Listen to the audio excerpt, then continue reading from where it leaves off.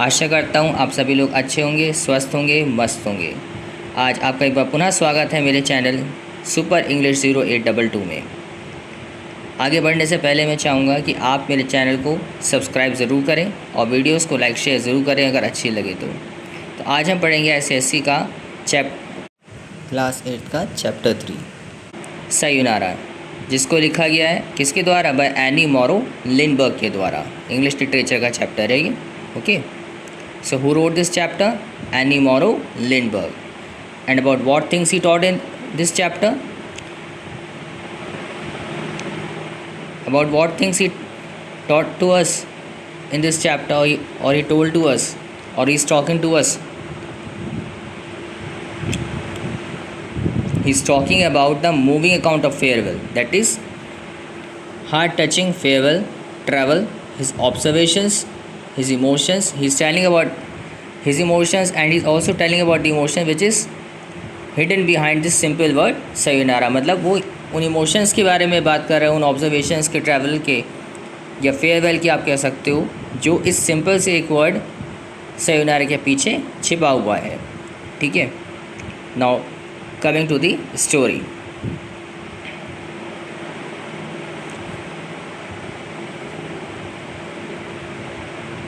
आप इसको ऐसे भी समझ सकते हो कि बेसिकली ये चैप्टर जो है आपका किससे रिलेटेड है? Farewell, travel, observation and emotion से। ठीक है,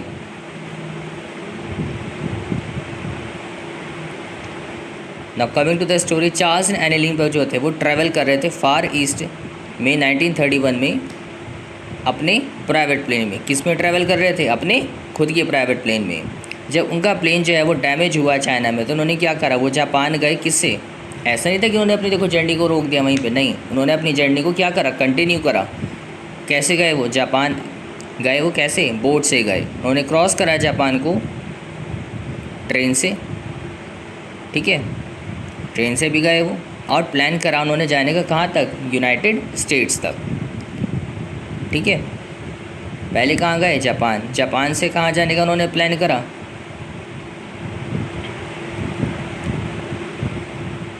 पूरा जापान घूमा उन्होंने जाने के बाद में ट्रेन से। फिर वहाँ से प्लान करा कहाँ जाने का? यूएस में। या एनी ने क्या करा? देखो, कंपेयर किया है सेवरल वर्ड्स को गुड बाय के लिए, लेकिन स्पेशली एडमायर करा है जापानीज़ वर्ड sayonara को। उन्होंने कंपेयर तो करा कुछ वर्ड्स को गुड बाय से, लेकिन सबसे ज़्यादा फोकस किस पे रखा है? वर्ड पे, sayonara पे। ये कन्वे करता है एक्सेप्टेंस, पार्टिंग का, यानी कि आप कह सकते हो फेयरवेल का। सिंस इट मस्ट बी सो, ऐसा होना चाहिए। While holding deep emotion with in it, अपने अंदर एक डीप इमोशंस होल्ड करते हुए, है ना, कि जो हम जल्द मिलेंगे दोबारा से। ठीक है,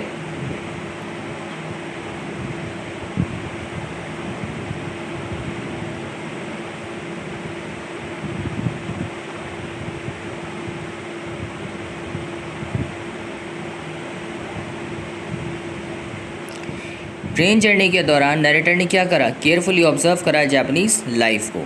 उन्होंने नोटिस करा टी वेंडर्स को। अब यहाँ ध्यान से देखो, समझना किस किस को नोटिस करा उन्होंने? टी वेंडर्स को करा, पैसेंजर्स को करा, क्लोथिंग को करा, और एवरीडे के यानी कि रोज़मर्रा के उनके कस्टम्स को भी उन्होंने ध्यान से देखा, ऑब्जर्व किया, नोटिस किया। These details make the journey vivid and memorable. इन छोटी छोटी सी डिटेल्स ने क्या करा? उनकी जर्नी को खूबसूरत बना दिया और मेमोरेबल बना दिया, यानी कि यादगार बना दिया। ठीक है, किन किन चीज़ों को तो ऑब्जर्व करा ट्रेन जर्नी के दौरान नरेटर ने? टी वेंडर्स को, पैसेंजर्स को, क्लोथिंग को, और उनके रोज़मर्रा के कस्टम्स को, सॉरी। और इससे उनकी जर्नी क्या हुई? हैप्पी हुई और मेमोरेबल हुई। जापानीज़ फैमिली ने बोर्ड करा था, ट्रेन में चढ़ी। नरेटर ने नोटिस करा कि उनके पास ही क्या था? बेबी था, मदर थी उसमें, और नर्स थी किमोनोज में। फादर जो उन्होंने नर्स ने जो था वो, मदर और नर्स ने क्या कर रखा था? किमोनोज पहने हुए थे। फादर ने वेस्टर्न ड्रेस पहन रखी थी, और जो छोटे छोटे बच्चे गर्ल्स थी उन्होंने कलरफुल क्लोथ्स पहने हुए थे। These details show her keen eye for people and culture. इन डिटेल्स से उन्होंने क्या करा? वहाँ के लोगों को ध्यान से देखा, कल्चर को समझा वहाँ के, है ना, देख करके कि कौन क्या कैसी कैसी ड्रेसेस पहनता है, वो सारी चीज़ें, है ना।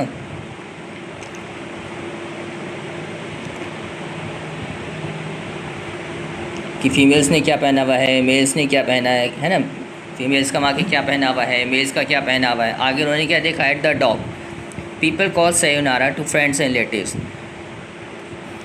जाने से पहले लोग एक दूसरे को क्या कहते थे, अपने फ्रेंड्स रिलेटिव्स को, sayonara। Bright ribbons briefly connect those on the boat with those on शोर। ब्राइट रिबन्स ने क्या कर रखा था, ब्रीफली कनेक्ट कर रखा था बोट को उन किनारों से।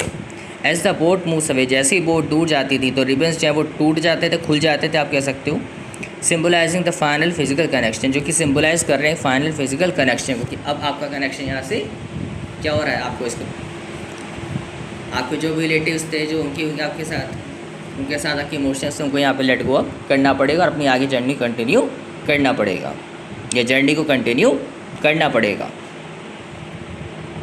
तो लोग क्या कह रहे हैं अपने उनको रिलेटिव्स को, जब वो छोड़ करके उन्हें जा रहे हैं, तो sayonara।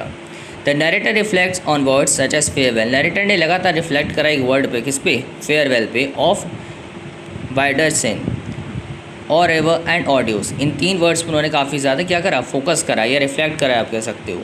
Each carries a different feeling, सभी की क्या थी, डिफरेंट फीलिंग्स थी। She feel sayonara is specially beautiful. उन्होंने फील किया sayonara को ब्यूटीफुल, क्योंकि इट एक्सेप्ट सेपरेशन, एक्सेप्ट करता है separations, simply while holding deep emotions. Simply कैसे, होल्ड करते हुए डीप इमोशंस, अपने अंदर उसमें वो इमोशंस लिए हुए काफ़ी ज़्यादा, ठीक है। इसलिए उन्हें ये जो वर्ड था sayonara काफ़ी ज़्यादा प्रभावित कर गया। अब देखो थीम एंड मैसेज क्या है इस चैप्टर का। Farewell is a universal human experience. Farewell उन्होंने कहा क्या है, पहली बात तो यूनिवर्सल ह्यूमन एक्सपीरियंस है। दूसरा, डिफरेंट कल्चर एक्सप्रेस करते हैं गुड बाय डिफरेंट वेज में, देखो है ना, हर कंट्री का अपना अलग होगा तरीका कहने का गुड बाय, हर पर्सन का, ठीक है। Careful observation reveals people and culture. Careful observation जो वो क्या करती है, रिवील करती है लोगों को और उनके कल्चर को। sayonara represents acceptance, dignity and emotion in parting. sayonara क्या करता है, represent acceptance, dignity and emotion parting के लिए, जब वो जा रहे हैं उसके लिए, है ना। की मैसेज क्या मिलता है हमें यहाँ पे इससे, a goodbye may be brief in words या डीप इन फीलिंग। भले ही चाहे गुड बाय जो है बहुत ही आप कह सकते हो कि शॉर्ट में क्यों ना हो, लेकिन उसमें भी क्या होगा, उसका एक डीप फीलिंग होती है उसमें, है ना। चाहे आप किसी को बाय बाय कहो, चाहे गुड बाय कहो, है ना, लेकिन उसके पीछे जो है बहुत ज़्यादा क्या होती हैं, इमोशंस जुड़े होते हैं, फीलिंग्स जुड़ी होती हैं। तो आशा करता हूँ आपको चैप्टर ये समझ में आया होगा, ठीक है। अब यहाँ हमने आपको कुछ इंपॉर्टेंट क्वेश्चंस दिए हैं इसके।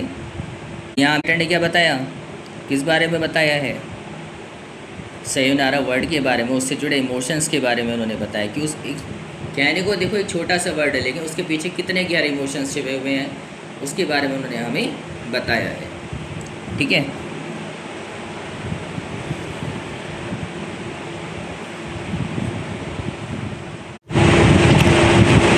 देखो यहाँ पे हमने इसके आपको आंसर्स भी रिवील कर ही दिए हैं, ठीक है। जो हमने आपको रिवीजन क्वेश्चंस दिए हैं, शॉर्ट आंसर्स के हमने आपको आंसर्स दे दिए हैं, ठीक है। लेकिन हमने आपको लॉन्ग आंसर्स के लॉन्ग क्वेश्चन आंसर्स के हमने आपको आंसर्स नहीं दिए हैं। दैट आपको हम रिवील करेंगे नेक्स्ट वीडियो से पहले, या नेक्स्ट टीचिंग वीडियो से पहले आप कह सकते हो, ठीक है। अब जैसे देखो हाफ ईयरली भी अब नियर बाय हैं, सितंबर में ऑलमोस्ट सभी स्कूल्स में हाफ ईयरली एग्जामिनेशंस होते हैं, तो मैं कोशिश पूरी करूँगा कि जल्द से जल्द, है ना, आपके हाफ ईयरली सिलेबस की मैं वीडियोस डाल दूँ, है ना, जितना जल्दी पॉसिबल हो सके उतना जल्दी से जल्दी कोशिश मैं करूँगा, ठीक है।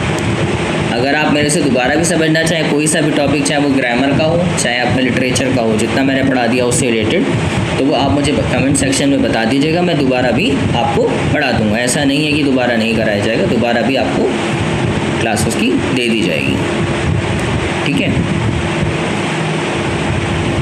और बहुत जल्द मैं online that is live class भी मैं कंडक्ट करूँगा बहुत जल्द, ठीक है। हालांकि उसमें भी थोड़ा टाइम है।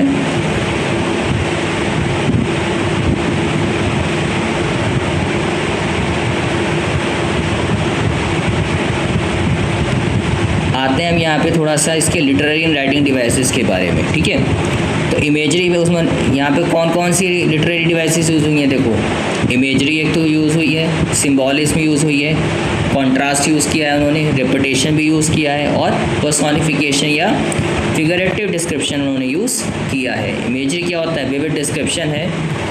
हेल्प, उन्होंने डिस्क्रिप्शन दिया है जिससे मदद मिली है, पिक्चर जिससे हमें मदद मिली है, जिससे हमें पता चला है ट्रेन, पीपल एंड फेबल के बारे में। सिम्बॉलिज्म की अगर हम बात करें तो रिबन रिप्रेजेंट करता है कनेक्शन को between those living and those left में, उन लोगों के बीच में जो रह जाते हैं और जो चले जाते हैं। कॉन्ट्रास्ट में different forms of dress and different words के बीच में कॉन्ट्रास्ट वगैरह किया है ना। अगर मैं देखो थीम की बात करूं तो यहाँ या कैरेक्टर की, तो एक कैरेक्टर यहाँ पे उन्होंने दिया है हमें, कौन सा? एनी लिंडबर्ग, जो कि ऑब्जर्वेंट है, सेंसिटिव है, थॉटफुल है एंड डीपली इंटरेस्टेड है लोगों में और उनके कल्चर में। बेजा थीम्स क्या क्या बताएंगे उन्होंने इसकी? फेवल एंड सेपरेशन पहली, दूसरी कल्चरल ऑब्जर्वेशन, थर्ड है ह्यूमन इमोशंस, फोर्थ है acceptance of change and fifth है ब्यूटी इन ऑर्डिनरी मोमेंट्स। कौन कौन सी बताइए themes? Farewell and separation, cultural observation, human emotions, acceptance of change, beauty in ordinary moments. So आपको इसको ध्यान रखना पड़ेगा, समटाइम्स एग्जाम्स में भी क्वेश्चन में पूछ लिया जाता है कि थीम्स क्या है चैप्टर की, है ना। So you have to remember this theme properly. आशा करता हूँ आपको मेरी वीडियो अच्छी लगी होगी, मेरा प्राय आपको समझ में आएगा। तो प्लीज़ मेरी वीडियो को आप लाइक करें, शेयर करें, और मेरे चैनल को आप लोग सभी क्या करें?